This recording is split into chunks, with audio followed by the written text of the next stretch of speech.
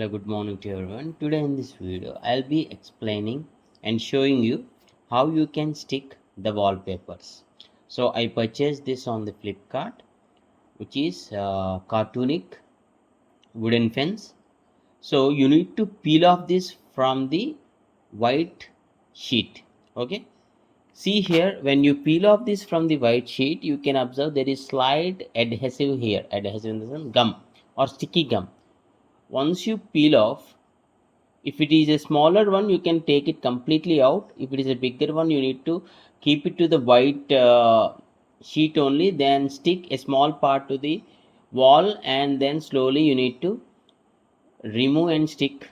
But here, as this is the small one, I'm just sticking this by completely taking this out from the white sheet and pasting it or sticking it to the wall. See, as this has already gum, it is just perfectly sticked.